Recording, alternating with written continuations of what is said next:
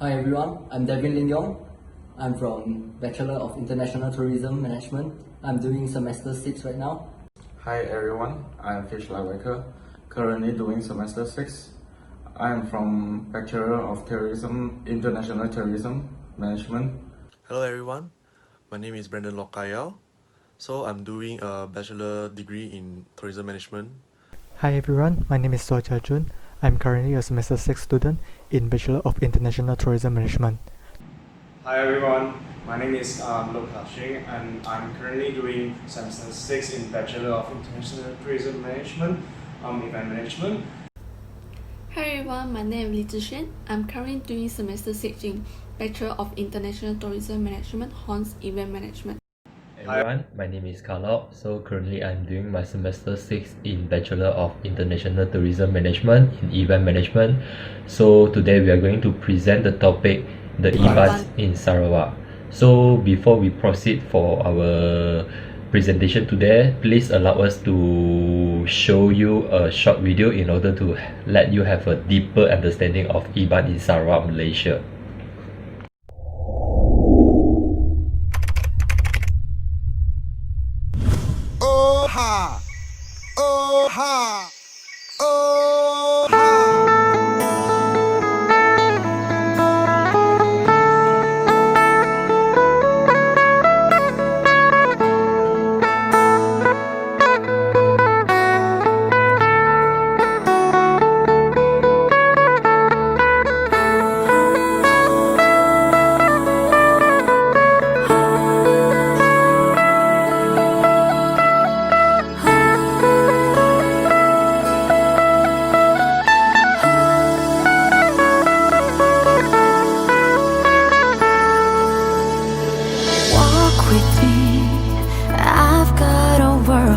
To show you, let it take you by wonder.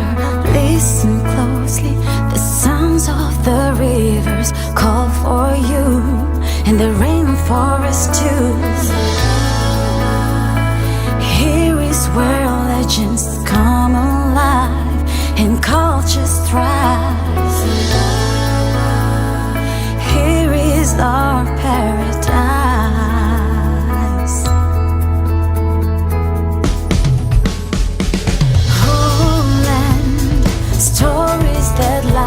The roots of our soil, like pieces of gold. There's more in the mountains and seas. There's more in the rhythm and melodies. Open your arms and embrace the land. Let me take your hand. This is our paradise.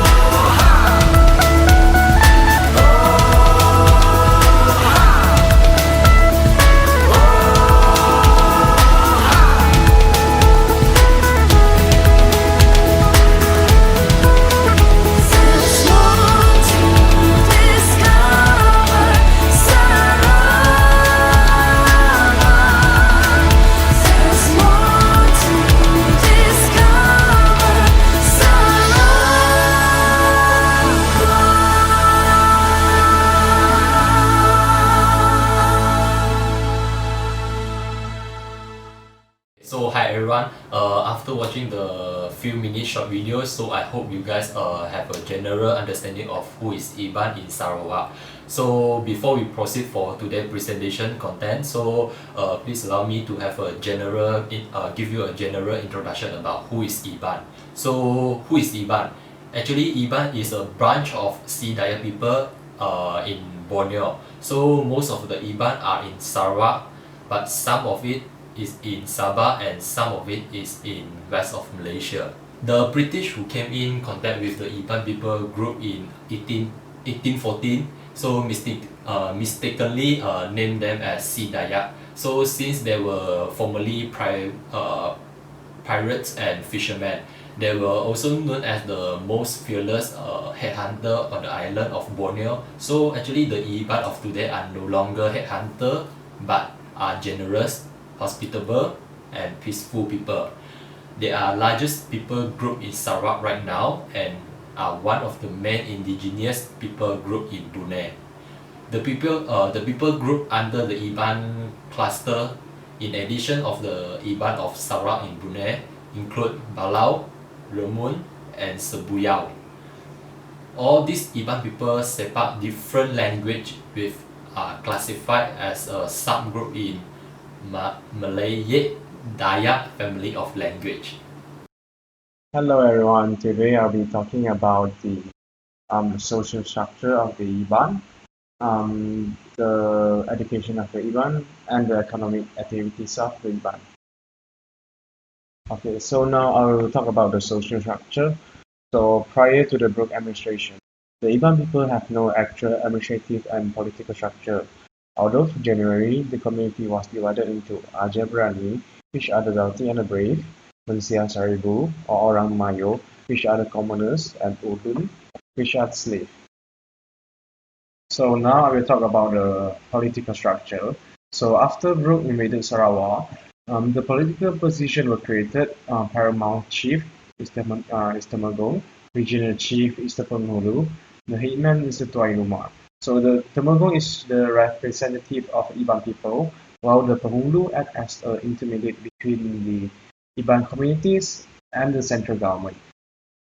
So the Tuai Rumah leads the longhouses alongside the Tuai, which are the others who are his advisors in the administration of the longhouse.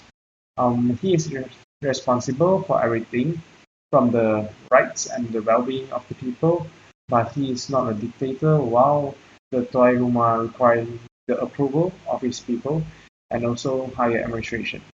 Nowadays, many Ibans who left the longhouse are no longer bound to the traditional social structure, and they are living just as any other Malaysians. Prior to the arrival of the British adventurer James Brooke, there were no permanent leaders, but the affairs of each house were directed by consultation of family leaders. Men of influence included renowned warriors, bards, augurs, and other specialists. Brooke, who became Raja of Sarawak, and his nephew Charles Johnson created political positions such as Headman, Tuai Rumah, Regional Chief, Penghulu, and Paramount Chief, Temenggung, which aims to restructure the Iban society for administrative control for purposes as taxation and the suppression of headhunting. Leaders were chosen for a particular purpose, such as wandering in search of heirlooms berjala or headhunting kayau. The eldest Tual were chosen for their knowledge of the customary laws 17 Adat and their rhetorical prowess. In this respect, the Adat can be seen as a means of social regulation in the absence of political authority. Overall, Dayak leadership in any given region is marked by titles. A Penghulu, for instance, would have invested authority on behalf of a network of Tuai Rumas, and so on to a Temenggung or Panglima. It must be noted that individual Dayak groups have their social and hierarchy systems defined internally. The Tuai Rumah Longhouse Chief can be aided by a Tuai Burung, bird leader, Tuai Umai, farming leader, and a Manang, shaman. Nowadays, each longhouse will have a security and development committee, and ad hoc committee will be formed as and when necessary, for example during festivals such as Gawai Dayak.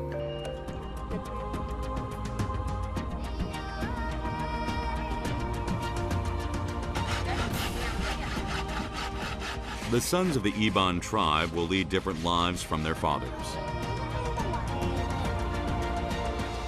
And their fathers will probably want their sons to live different lives from them.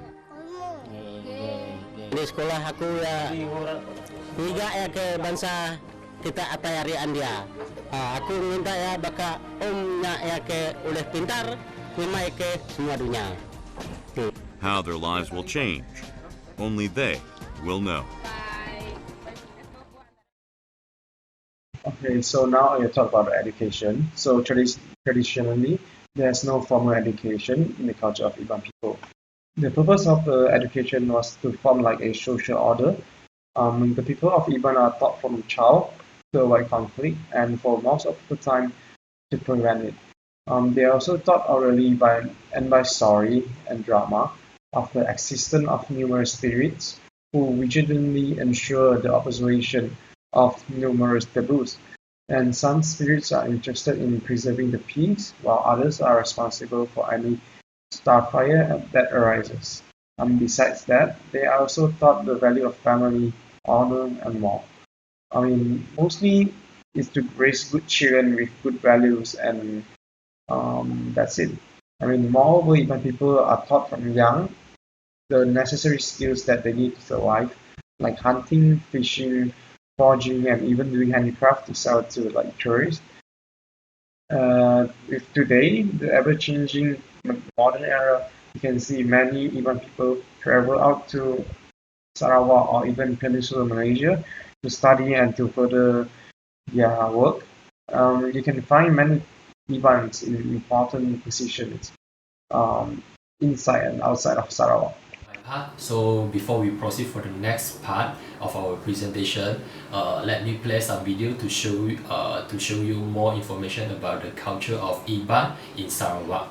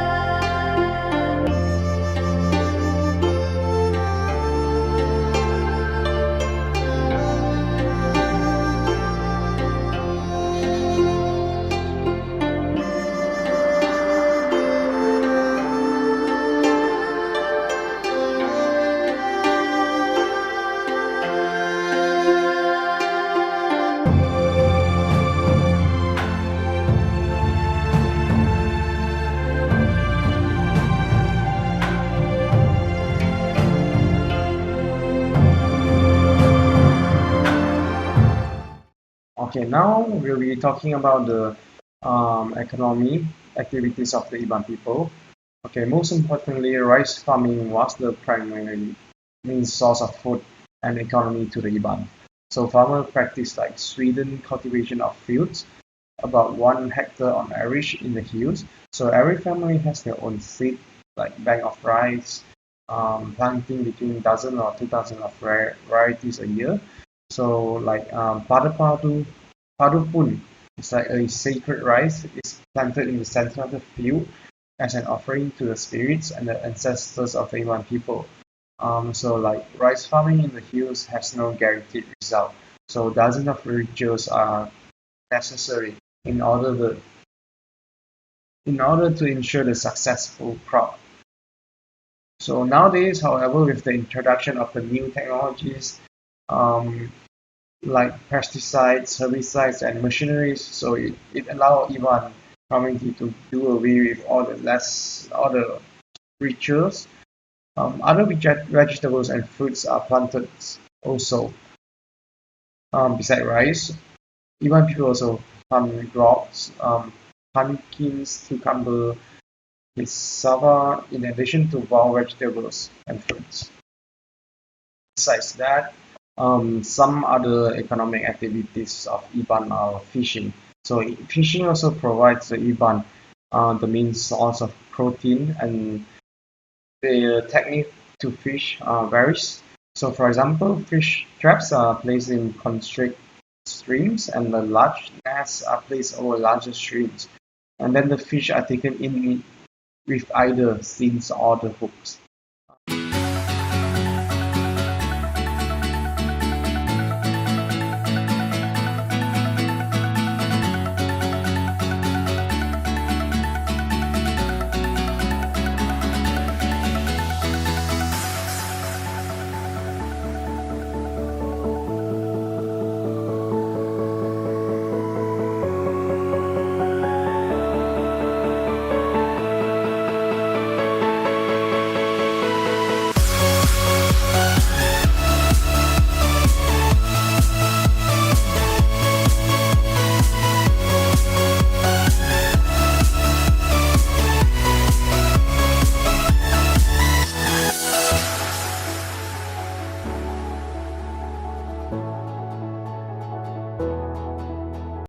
Besides that, other economic activity that Iban practice will be like hunting.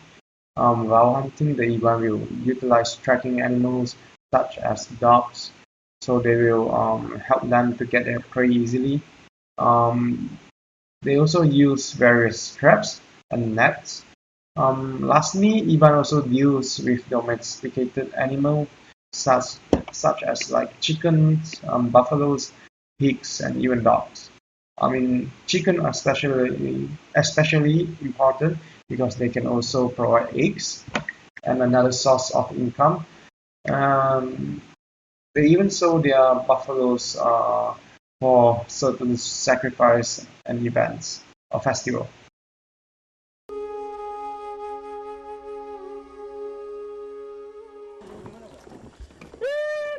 Today, the Iban people are going hunting.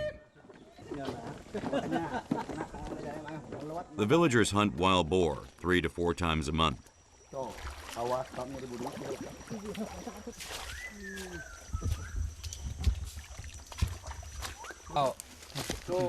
This is a hoof print. Once the hoof print is found, the men start the chase.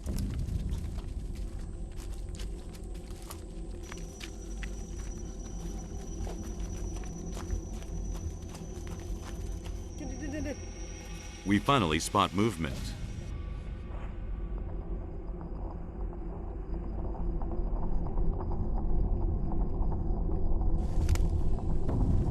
Befitting the descendants of warriors, the tribesmen move quickly.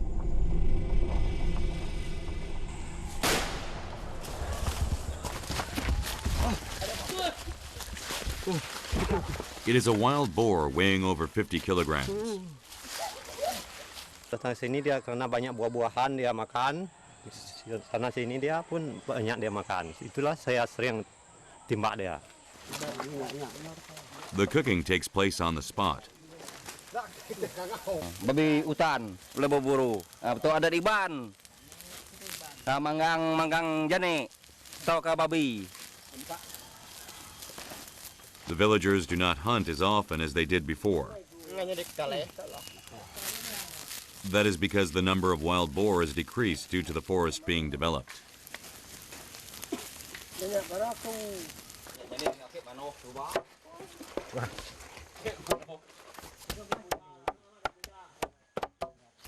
Whatever is hunted is divided equally among them. It is their lifestyle and their way of life.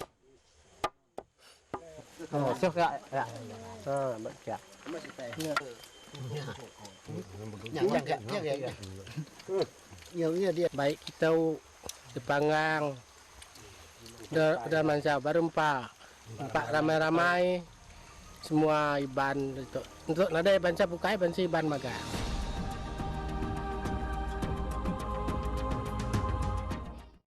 Okay, so for other economic activities, they have industrial arts, which basically Iban people are very skilled in handicraft, especially the women who are skilled in weaving the backstrap looms and making products like baskets, mats, blankets, and even clothes. For the male, they are very good at blacksmithing products. Smithing products are usually sold as a practical product, like parang, those kind of products.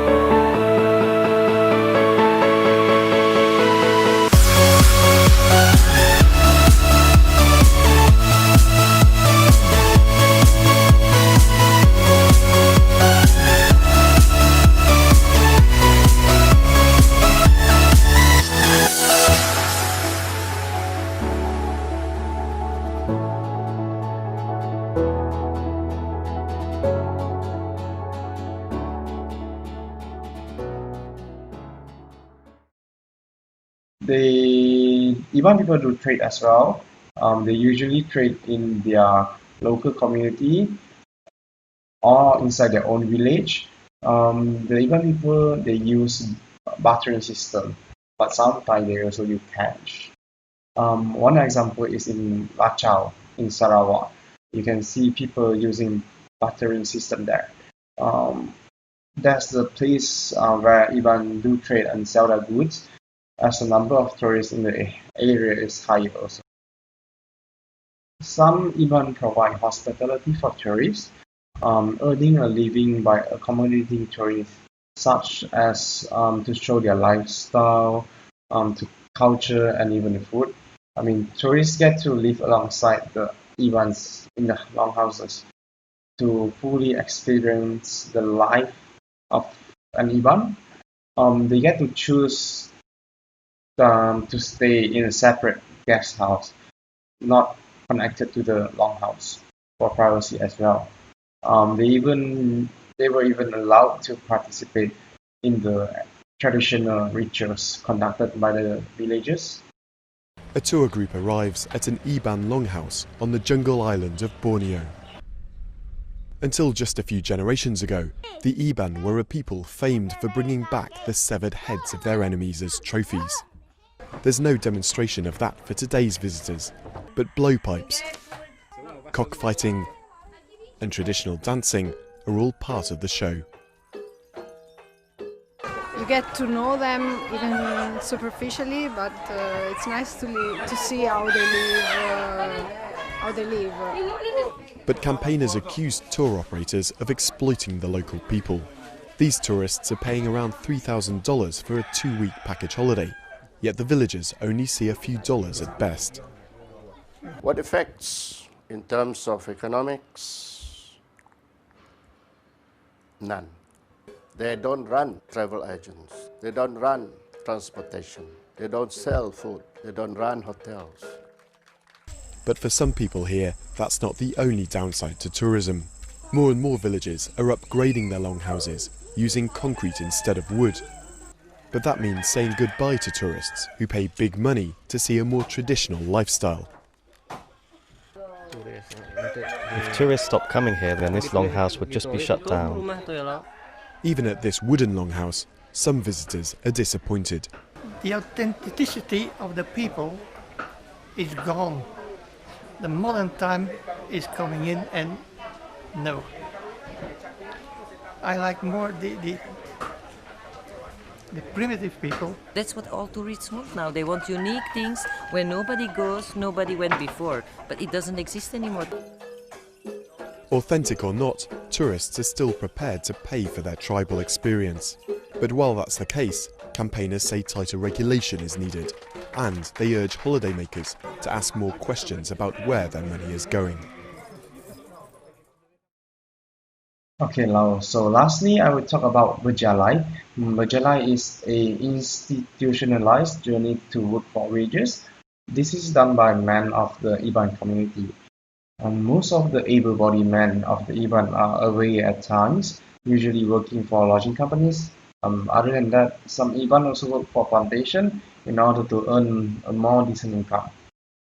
With their wages, I mean, they can buy more items. The rubber, the pepper, and the cocoa plantation provide an unstable income for the Iban. Salaried jobs attract the Ibans from the outskirts of Sarawak into the bigger cities and even to Peninsular Malaysia. I mean, this caused a huge migration, and now Ibans can be found in almost every state in Malaysia. That's all for now. I thank you very much that you follow us until now. Thank you. Okay, once again, thank you everyone for following us for the past few weeks. It comes to end of our presentation for Malaysia Indigenous Culture module. So we hope that you guys enjoy with our presentation and videos. So if you guys would like to refer back to our previous presentation, please find the link attached in the description box below. So once again, thank you everyone and hope to see you again. Bye.